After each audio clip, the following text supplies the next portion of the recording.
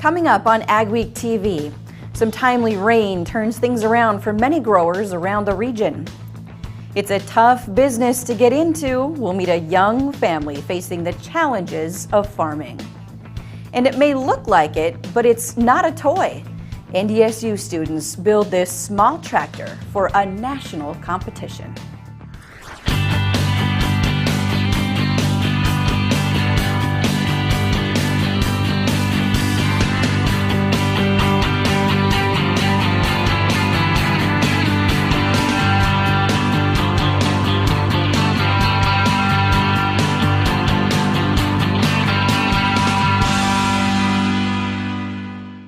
Hello and welcome to AgweekTV. I am Shawna Olson. A lack of rain or snow over the past year has had growers around the region concerned. A dry spring allowed for early planting, but then moisture was needed. Now some growers are starting to worry about too much of a good thing as rains continue in parts of the region. It was a good week for moisture. 1 to 2 feet of snow fell in western South Dakota.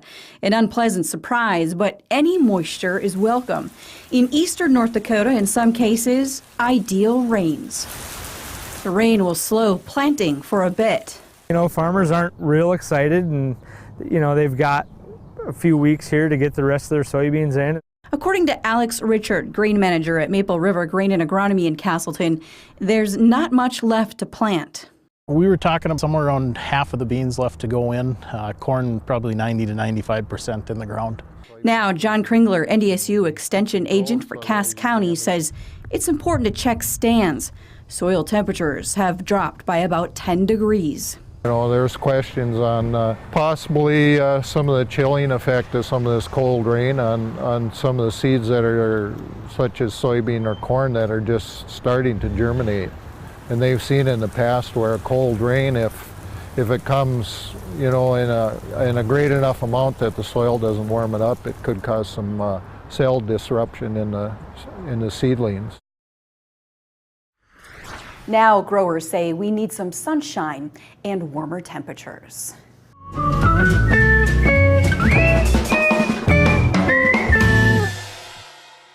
For this week's Crop Stops, Agweek's Mikkel Pates traveled west into central Minnesota, where he found planting well ahead of schedule. Tim Juven farms with his father and brother.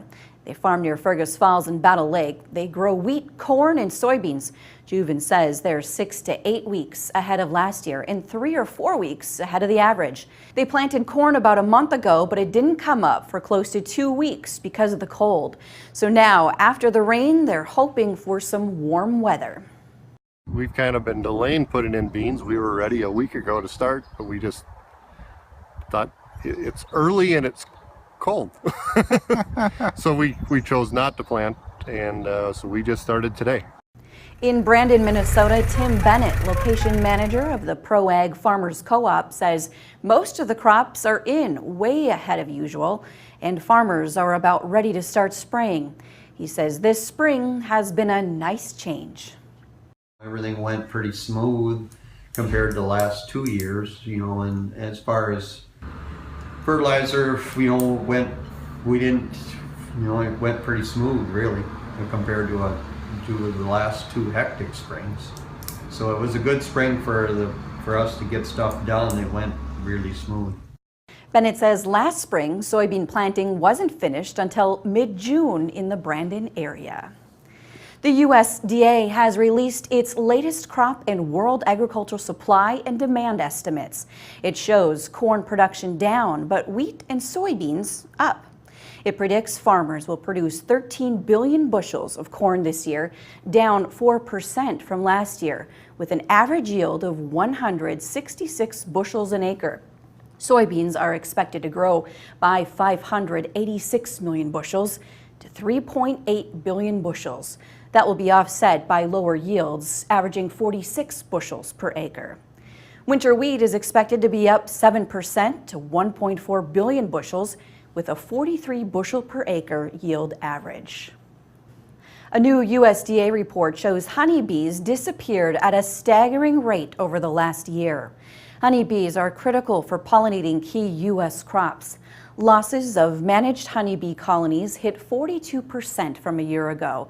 That follows a 34% loss the previous year. Now regulators, environmentalists, and agribusinesses are trying to reverse the decline. Some are blaming a class of insecticides known as neonics, used on crops such as corn as well as garden plants. Some lawn and garden retailers have already cut the use of neonics. The U.S. House Ag Committee held a hearing this week, and the White House has formed a task force to study the problem. The EPA plans to release the results of a study on neonics and bees later this year. North Dakota has long been the top honey-producing state in the nation. Minnesota ranks in the top 5 for honey production and commercial pollination. The Minnesota Turkey Growers Association says more research is needed to stop another outbreak of bird flu. Steve Olson of the Turkey Growers Association says they're working with Governor Mark Dayton and state lawmakers to get funding to help affected poultry growers in the state cover their losses, and also for research into stopping the deadly virus. It's going to be a couple of different areas. One is characterize this virus to get a better understanding of what it is and what it does and how it may be changing, how it adapts as it goes from wild birds to turkeys and chickens, but also how this is transmitted. And then finally, biosecurity. What's the turkey barn of the future need to look like? And biosecurity is practices that we put in place in order to keep influenza and other diseases out. And those practices haven't been able to stop this one. So we're wanting to learn what is it going to take to keep this virus out. More than 5 million birds have been affected so far, and Olson says the virus will stay in Minnesota for the next 3 to 5 years. But he stresses this is not a food safety issue, and there is no threat to people from the virus. Record high beef prices will likely climb even higher this summer as imports from Australia and New Zealand dwindle under an extended drought and demand for steaks in the U.S. rises. Meanwhile, U.S. cattle numbers are at their lowest level in 63 years. Since it takes roughly 2 years for a calf to reach maturity, the rebound in domestic cattle numbers isn't expected until next year. Coming up on AgweekTV, farming is a job like no other. We profile one young farm family working to overcome the unique challenges it presents.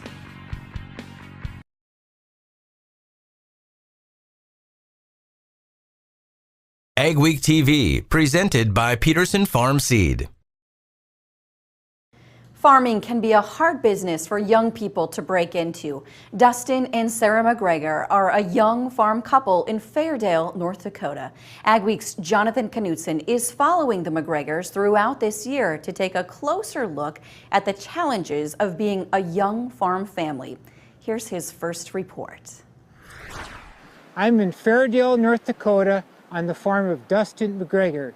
Dustin and his wife Sarah, like other young beginning farmers, face many challenges. One of the main challenges I feel that a lot of us run into is balancing the money flow for buying new equipment as well as increasing the cash flow on your balance sheet and your operating, and also using some of that to buy land when you get the opportunity. Seems like a lot of the older farmers are giving their kids everything.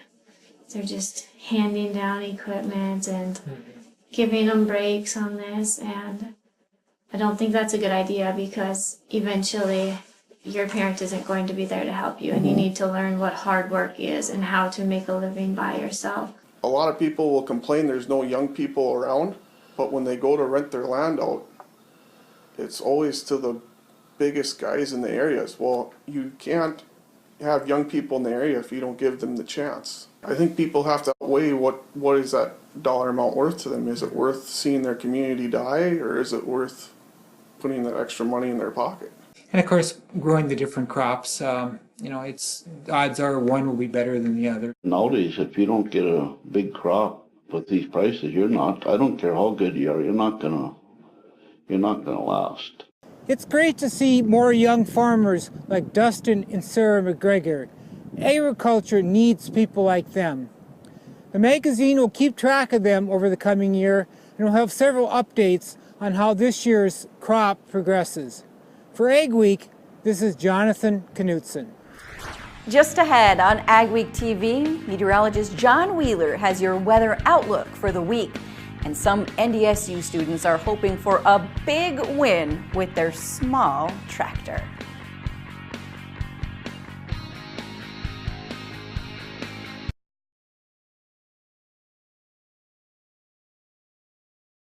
AgweekTV Tech, brought to you by New Seed.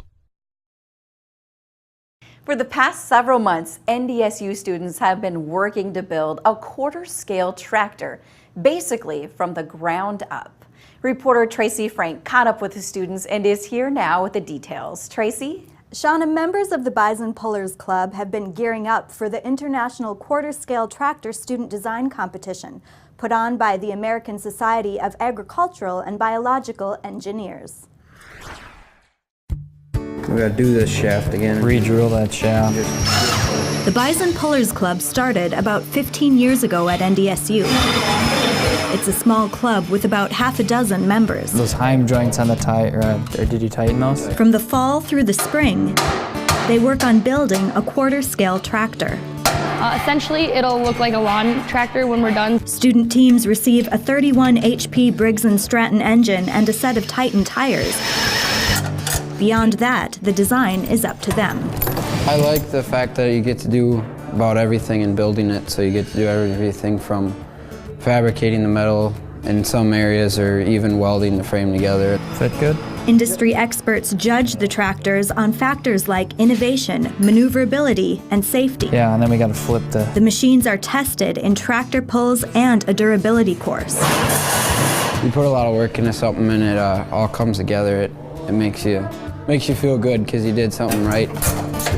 Teams also submit a written design report and must sell their design in a presentation to industry experts acting as a corporate management team. It's one of those clubs that you can work really hands-on and then you can do multiple different things. You can work on your writing or you can work on your speaking or your public presentation, as well as if you like to get your hands dirty and build things or weld, you can do that as well. And then when you go to competition, you can really see your hard work pay off. Preparing for the competition can be a lot of work. Remember how long you were using? But club members say it's worth it. It gets a little hectic at times and you're not sure that you're going to make it in time for competition, and then stuff starts to pull together and everybody pulls together as a group, and it's a good feeling seeing it all get put together. The biggest benefit is the hands-on experience. Some of the main things the students get out of the club are actual hands-on work developing their tractor, designing it, finding out all the details that go into construction, all the things that sound good on paper and don't work so well in real life. It's a great way to learn and also meet people at the contest for possible future employment. The student design competition is in Peoria, Illinois later this month. Tracy, how have NDSU teams done in this competition in the past? Well, last year NDSU's team overall ranked 19th out of 27 teams. And then what happens to all those small tractors?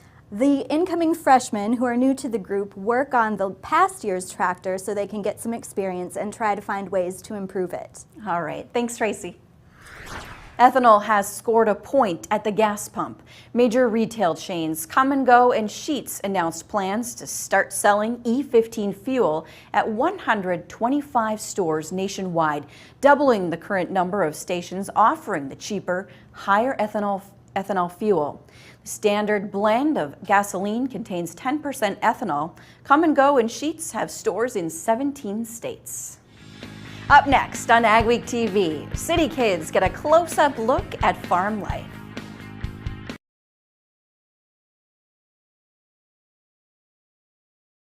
Closed captioning brought to you by Ultimate Spray.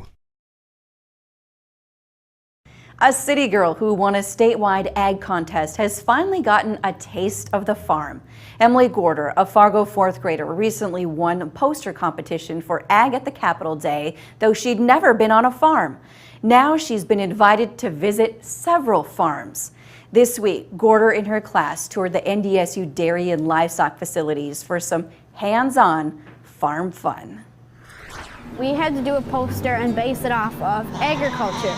So what I did with mine is I put the world kind of in the middle, because agriculture does not just affect North Dakota or Fargo, it affects our whole world. When we were out in Bismarck, when I said I had never been to a farm, they asked me maybe that we could set up a field trip with my class. Yeah, they're very soft. You bet.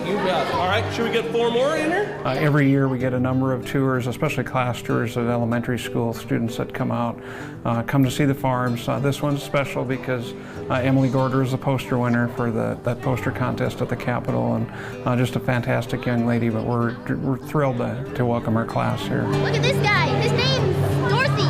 Teaches them all about food and, you know, agriculture, the things that we need that we use to live and survive. You look across rural North Dakota, Minnesota, when those opportunities to welcome a class like this onto your farm and just show them a little bit about what goes on a day-to-day ag operation and where their food comes from is incredibly important. And it really does pay dividends down the road. The babies can go in that little pen through those holes in the fence, but the mothers can't get in. I think they'll remember a lot of the sheep, like they actually get to see the animals and see the cows and learn how they get milked, that it's not just by hand anymore. They use machines and do it. And if we didn't have agriculture, we wouldn't have most of the stuff that we have today. Here's a look at this week's photo of the week, sent to us from Marlon and Vicki Crump from rural Hankinson. It's a cute shot of their longhorn calf born just a couple of weeks ago. Very nice. We'd like to see more of your farm photos. Send them to solson@agweek.com. Thanks for joining us. For all your ag news and to get a copy of our magazine, go to agweek.com. We'll see you next Sunday.